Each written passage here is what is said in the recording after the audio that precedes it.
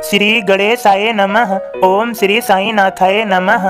बाबा करें आपकी सभी सद मनोकामना पूर्ण। बाबा के संदेश को सुनने से पहले श्रद्धा सबूरी आवश्यक है। सद्गुरु श्री साईं प्रभु बाबा आज के संदेश में समझा रहे हैं, मेरे सभी बच्चों, इस संसार की रचना करने वाले सर्वशक्तिमान परमेश्वर भी जन्म मृत्यु को बदल नहीं सकते।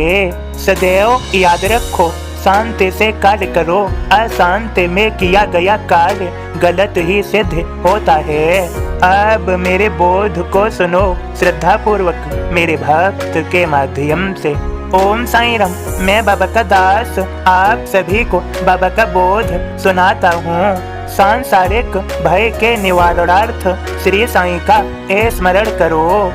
पूरा होवे पाठ जब काका पूछत होय, नाथों जैसी भक्ति क्या हम जैसों से होय। काका कहते सामा से, हम तो पापी होय, भक्ति नव नाथों जैसी हमसे तो न होय। हमसे तो न होय यह हम मूर्ख नादान, महाप्रतापी नाथ तो हम निर्बल अज्ञान। काका जैसे भक्त क्यों ऐसे चंचल होय, सामा जी यह देख कर व्याकुल मन में होय। आप रहे बाबा के संग काहे बेबस गाय, आप हमारी भक्ति भी कोई कम न होय। बाबा की आज्ञा से ही पोथी का यह पाठ काका के मन में बढ़ी जो भक्ति नन माथ। अगले दिन जब पोथी का पाठ हो रहा होय, सामा संग बैठे पाखाटे काना फूसी होय। काना फूसी होए तो पाठ विघ्न पड़ जाय। काका सामा को देखें पाठ वहीं रोक जाय। काका के मन में शंका भक्ति की जो आय, सामा समाधान उसका यूं आगे बतलाय।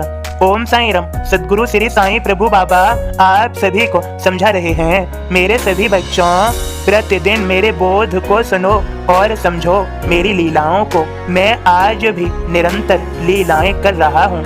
सदैव ये स्मरण रहे, संसार में सुख की खोज में और भय भी उत्पन्न है, क्योंकि देह का क्षय होना निश्चित है। यह शरीर पंच तत्व की एक साझेदारी है, जो एक देह अर्थात शरीर में है। सर्व सुख यदि चाहना है तो सांसारिक मोह माया से ध्यान को हटाकर ईश्वर भक्त में ध्यान को केंद्रित करना होगा, तभी शांति मिलेगी। मैंने कहा है और फिर कहता हूँ, जो मन मुझसे मित्रता कर लेता है वह सदा शांत और प्रसन्न रहता है। मेरे बच्चों, सदैव ये स्मरण रहे, जितना संसार में सुख खोजने का प्रयास करोगे तो सुख के साथ दुख का भी अनुभव करना होगा।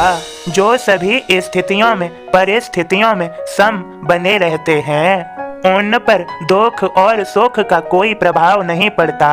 वे मेरे भक्त ऐसे हैं जो मुझ में लीन रहते हैं और सांसारिक कार्यकलाप अपने पूर्ण करते हैं। वे सदैव परमानंदित हैं, उनके परमानंद का पारावार न रहता। आनंद ही आनंद है उनके पास, क्योंकि वे मुझ में लीन मेरे भक्त हैं। मैं कहता हूँ, वे मेरे भक्त ऐसे हैं, मेरे बिना उनके लिए समूचा देश तो उजाड़ के समान है। वे सदा मेरा ही कीर्तन भजन स्मरण और मेरी लीलाओं का गायन करते रहते हैं। वे धन्य हैं मेरे ऐसे भक्त। ऐसा नहीं है कि वे अपने सांसारिक बंधनों को नहीं निभा रहे, वे अपने सांसारिक बंधनों को, रिश्ते नातों को पूरी ईमानदारी से प्रेम के साथ निभा रहे हैं। उनमें सत्य है, ईमानदारी है और वे सदा मुझ में बसते हैं और मैं उनमें बसता हूँ। मैं और मेरा भक्त, हम दोनों एक दूसरे में बस कर प्रसन्न हैं और एक हैं। मेरे सभी बच्चों, यह संसार मोह माया रूपी संसार है। इस समय स्वयं को मोह से बचा लो। मोह के कारण भ्रम उत्पन्न होता है और सुख ही सुख नजर आता है, क्योंकि भ्रम जाल जो उत्पन्न है माया का प्राणी को फंसाने के लिए। प्राणी को मोहित करने के लिए।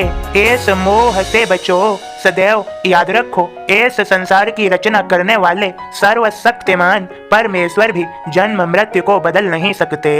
जो पंच तत्व से शरीर प्राप्त है उसका भी कार्यकाल निश्चित है। सावधानी, प्रभु का साथ अति आवश्यक है। मैंने कहा था और फिर बार बार कहता हूँ, जो मन मुझसे मित्रता कर लेता है वह सदा शांत और प्रसन्न रहता है। मेरे सभी बच्चों, सभी प्रसन्न रहो, परमानंदित रहो, आनंदित रहो। जीवन को सर्वज्ञ सुखमय बनाओ, सफल बनाओ, श्रेष्ठता लाओ।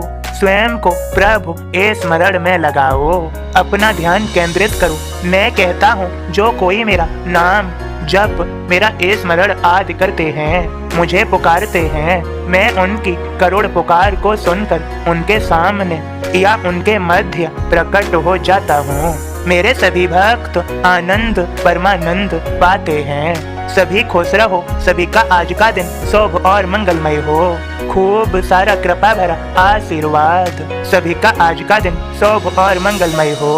सबका मालिक एक।